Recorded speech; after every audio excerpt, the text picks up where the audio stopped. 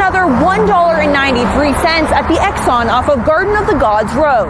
Gas prices in Colorado are extremely low, Colorado ranking 4th lowest nationally, according to AAA.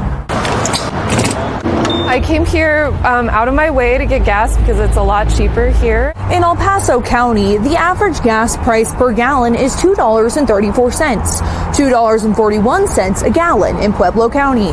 I mean, this is insane, right?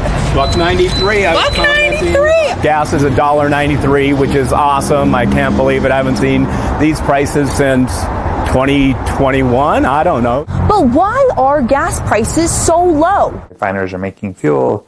Less and less people are driving, drives price down. In other words, there is more supply, but less demand. There's stations in Colorado that are $1.70 a gallon, and you haven't seen that since COVID. That's great for families. That's great for consumers. That's great for Christmas budgets. Especially with the holidays coming up, every bit helps, so. President Trump got it exactly right. I thought his speech last night was fantastic, and he really, really enjoyed having the charts again. I can tell you that's some feedback we got from yesterday, because the bottom line is that the Democrats are out there saying things that are false, and they're not holding up charts telling you what's going on.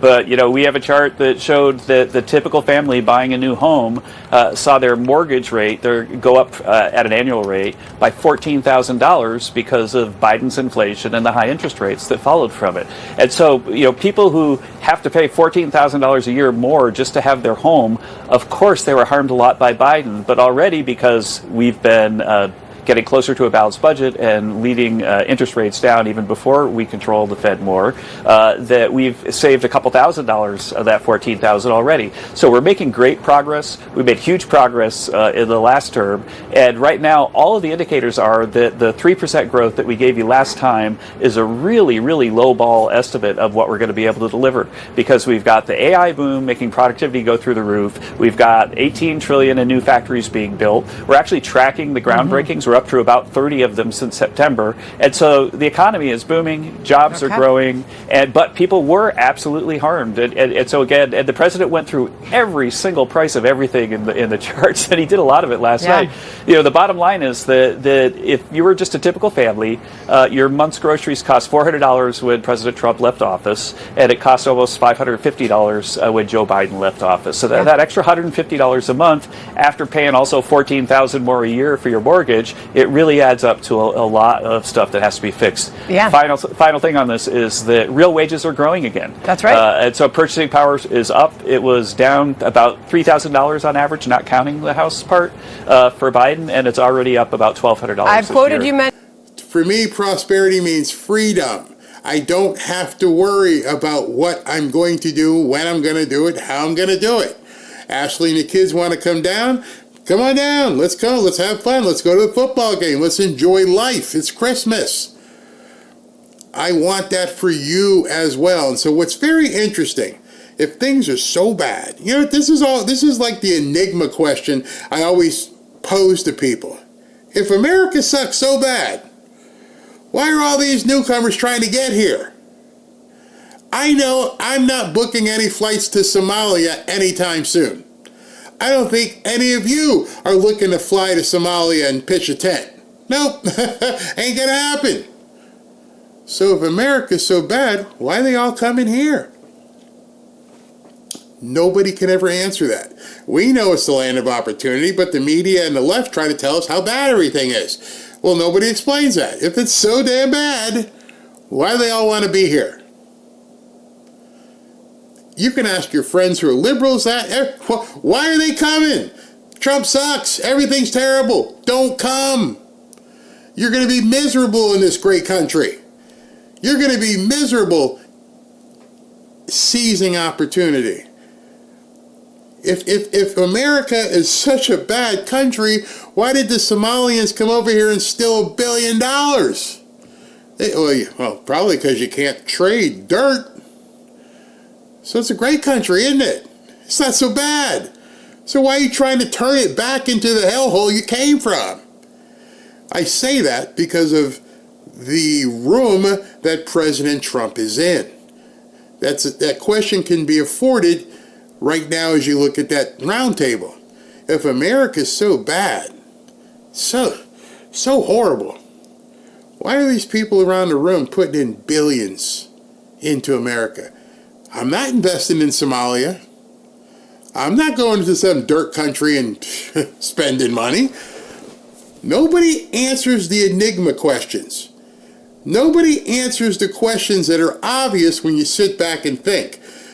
Everybody wants to be here, and everybody wants to invest here. And if they want to invest, somebody tell me why they would be doing it if this country was so bad. And here's the other thing you need to understand. If I'm Michael Dell and some of the other people, Qualcomm at that table, and I'm investing here, I'm expecting that the people in this country can actually buy my product.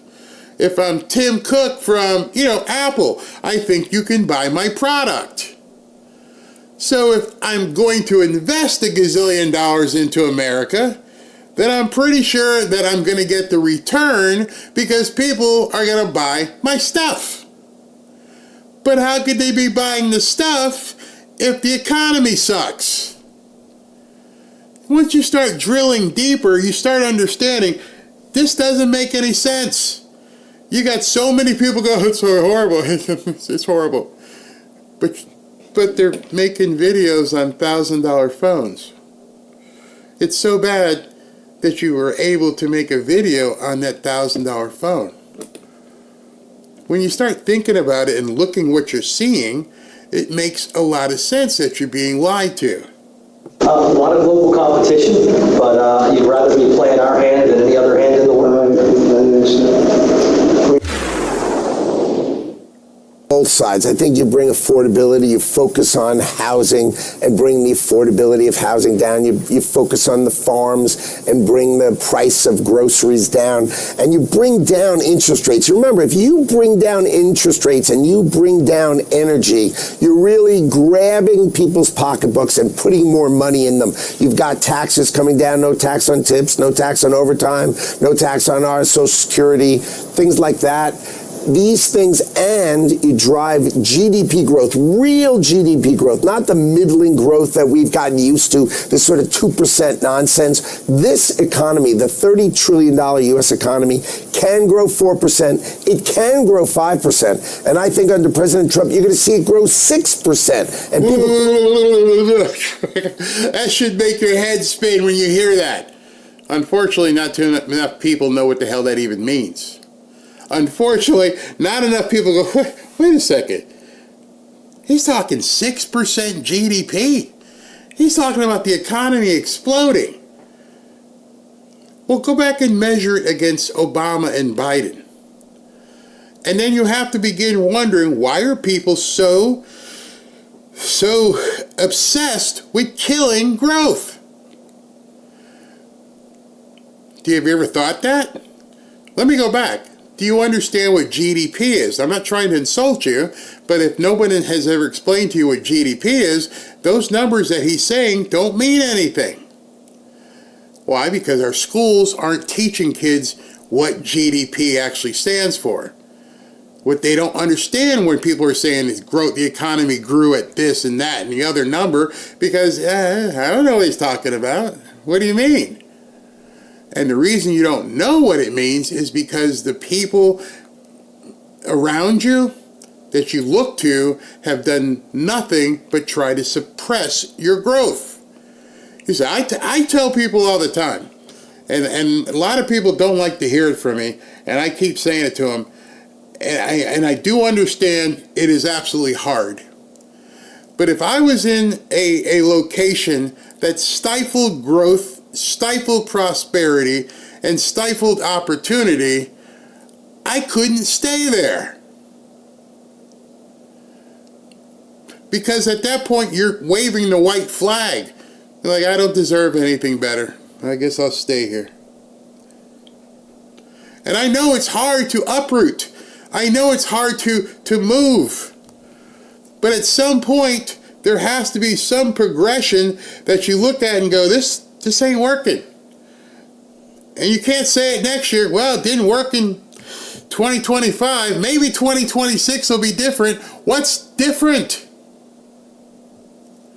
I told you when I played this song by Styx, Man in the Wilderness. And it got me all teary-eyed because the very first verse of that song, another year has passed me by, though I look at myself and cry, what kind of man have I become? Well, January is in 20 days, and I want you all to go look in a mirror on December 31st and go, yep, another year has passed me by.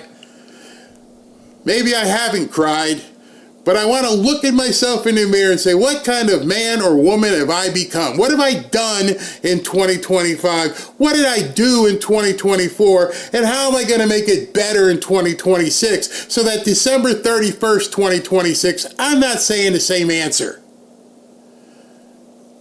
That's a hard thing to do. Because if you're honest with yourself and you get up in the morning and go, yep, another year has passed me by. What happened? What happened last year? And am I going to do this in 2026? Because if you don't have those answers, look yourself in the face, because there's nobody in the room but you. Lock the bathroom door. Honey, I'll be out in a little while. I got to talk to this guy here. All right, so I spent the entire 2025 doing X, and it has provided me Y. Look at your bank statement. Look at your ending bank statement for 2024. Look at your ending bank statement for 2025 and go, are you going to do the same thing in 2026? That didn't work here? That didn't work here? Just going to keep going? Another year passed you by? Look at myself and cry, what kind of person have I become? I'm not. You see, one of the things with YouTube and with stock charts and everything else, you can click the button and go, okay, here's what 2024, here's 2025. What do I need to do to see where this button is here in 2026? I don't want to be standing around in December 31st of 2026 and going, blew it. No. So if you look at yourself in the mirror on December 31st and say, I'm not going to do this in 2026. I'm going to find a way to change this. I'm going to go someplace. I'm going to do something so that my life changes in 2026. That's the kind of person I want to become. Oh, these things aren't possible. Lower rates, lower energy, you're going to have that growth, you're going to fix America doing both sides, raising wages, great jobs coming into this country, bringing down the cost of energy, bringing down the cost of interest rates. You're going to have Americans feel good about the United States of America under Donald Trump, and that's what we're playing for. We're playing for fixing both sides of the spectrum. This high in interest rate. Our economy, of course, is growing. You can have a growing economy and lower interest rates. That's stunning that you actually have to say that statement. You can grow and have lower interest rates. What do you mean? What do you mean? We're supposed to crank the interest rates up when people are making more money. Why? Why? Why would you crank interest rates up when the economy is doing well? There's only one answer.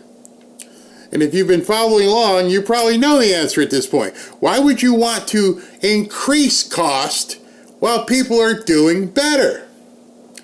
Because you want to take their money. Well, they're doing good. Well, they're making some serious cash. People are cashing out on gold and silver. Oh my God, we need to raise the interest rates. We can't let these people enjoy their prosperity. And what he just said and what Trump's saying is, why can't we have low interest rates and prosperity? Huh? We've never done it that way. Exactly. It's an illusion. It's all making you feel a certain way. Oh, I can't afford it today. Why? Everything costs more. Why does it cost more? Because the interest rates are high. Oh, okay. But I'm making more, but I'm affording less.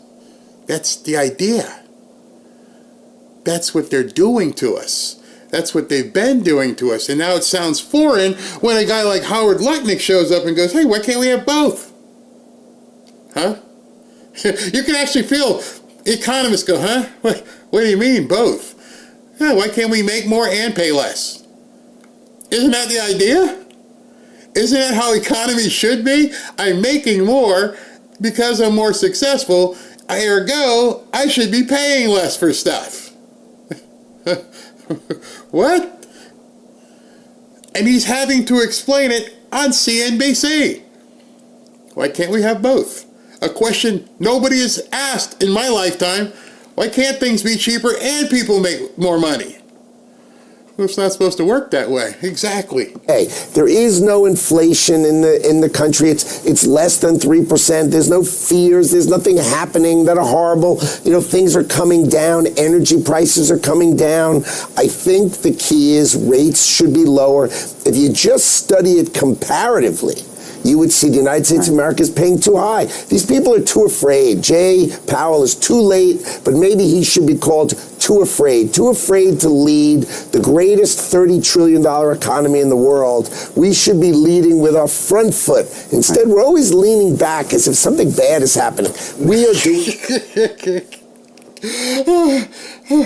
I was talking to a friend of mine yesterday, and it was so funny. It was so funny. Not part of it's funny.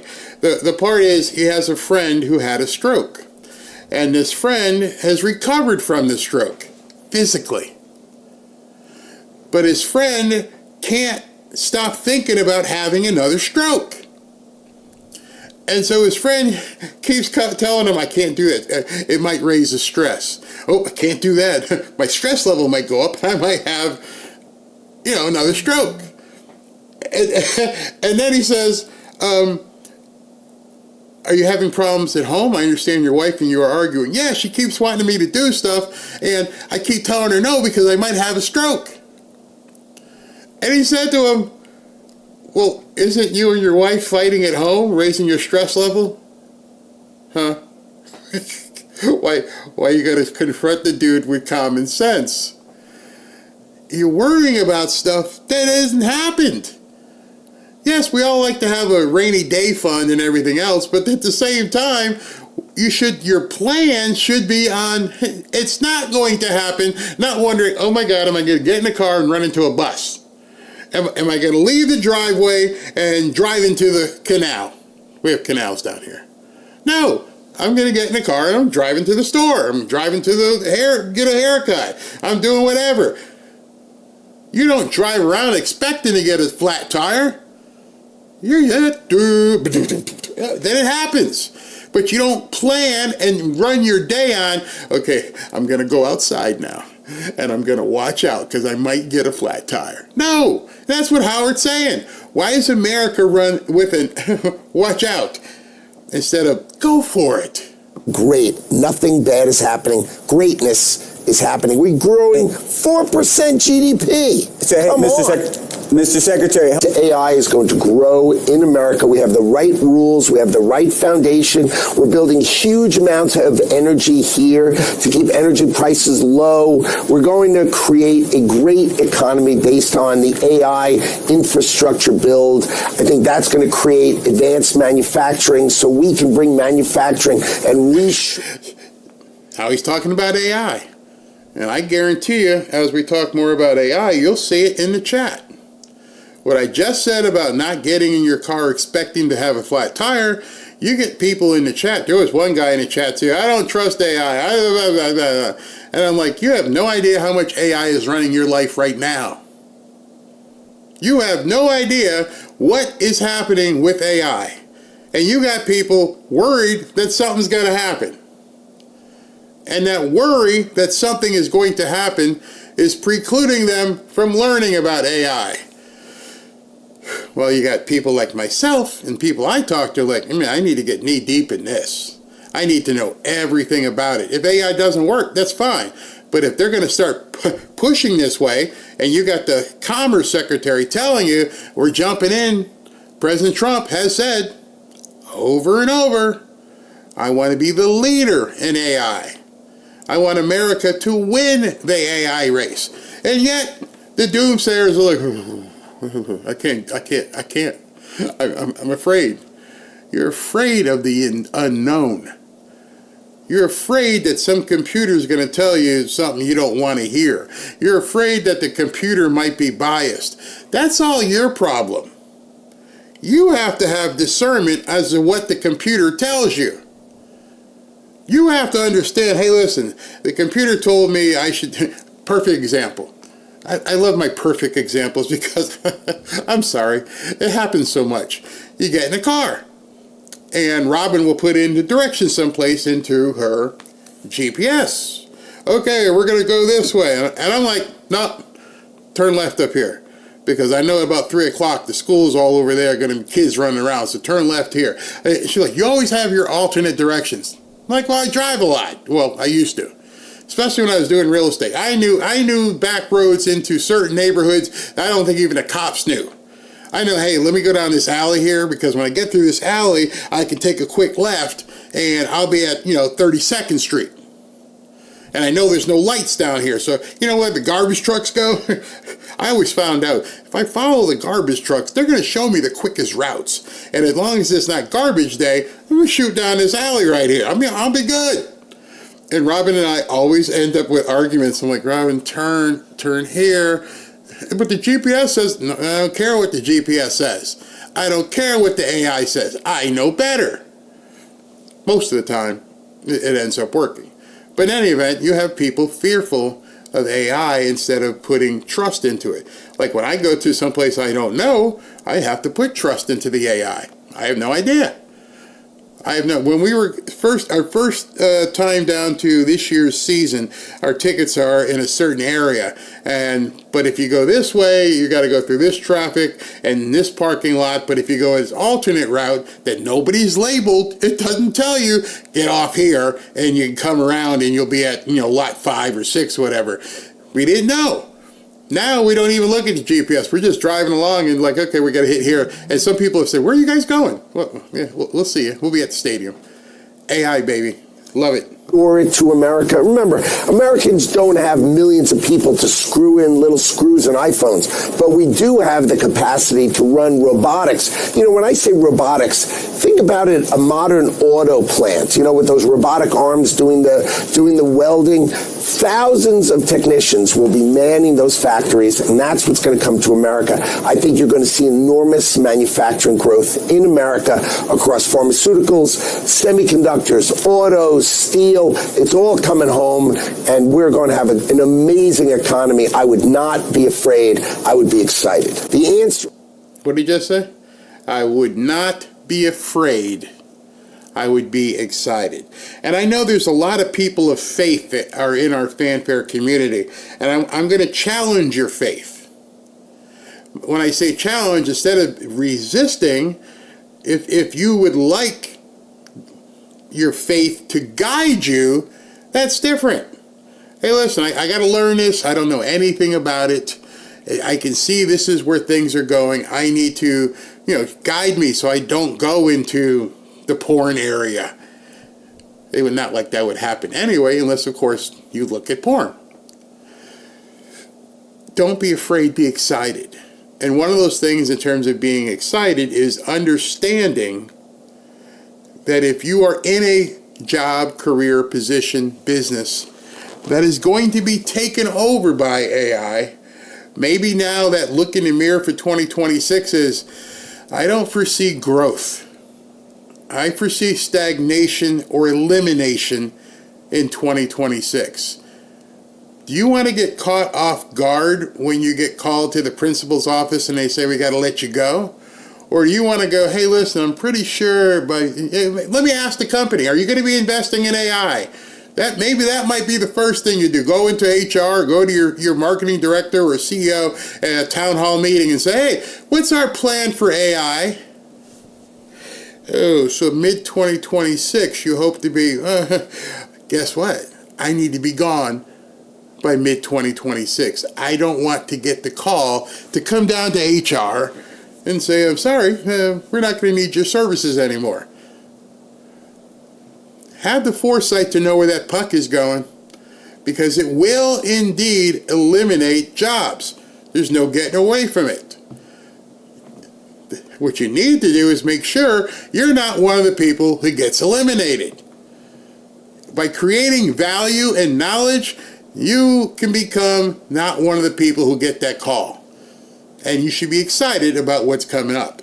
All right, we're still waiting for Caroline, and nothing yet. All right. Is our GDP is going to grow. Our economy is going to be on fire. These investments coming into America, if you put them against GDP, you're going to see we are going to have historic growth rates in the United States of America, and that does not create inflation. All right, so when you hear what he just said, again, listening to words, we are going to do this at historic levels. When you hear the word historic, it means it's never happened before. That's what history. Oh, he's making history. You're doing something that has never happened. And because something has never happened, historic growth levels, some people shy away. Me, I'm like, bring it. I want as much of that historic growth as possible. These guys know what they're doing. They understand where things are going, and they're trying to tell us, and too many people just don't want to listen. Prices are coming down. I think what you should see is lower rates here and higher growth to finally get the golden age of America. That's what Donald Trump looks at, and I question anybody who says, why must interest rates be this? Look at that. Gross domestic product percent change compound annual rate. Look at the numbers. Look at what we're looking at. Boom! It's about to explode, and people aren't understanding that you need to get a hold of that, or get your ticket on the rocket ship. Go look at Europe. Go look at everywhere else. Why do their interest rates are hundreds of basis points lower than ours? Why are we paying so much? Because we're afraid and we're wrong. And I think Donald Trump is onto that, and that's why he keeps saying it. Our rates should be significantly lower compared to the rest of this world. You see, one of the reasons why the rates have been higher is because we have to pay for so much crap. And so the country in the past has had to borrow because we're having to pay for stuff because you're stealing the money. So if we're cutting off all this stuff and stop spending gazillion dollars overseas, we don't need to borrow as much. We can start paying things down. The interest rates can become better. People can be more prosperous. $52.8 billion. That's a better, lower trade deficit than we expected. We were looking for a number closer to $62 billion, and that follows a revised minus $59 billion. Minus $52 billion would be... All right, see, this is one of the problems that I'm seeing all over the place. People don't understand these numbers. $52 billion trade deficit. Yeah, our deficits in imbalance in terms of what happens is lowering, and people aren't understanding what that means. And of course the media is like, blah, blah, blah, Charlie Kirk, Candace, but I don't care. I don't care. I don't care about the maroon shirts. I don't care about any of that stuff. Why? Because it doesn't matter. It doesn't change my life.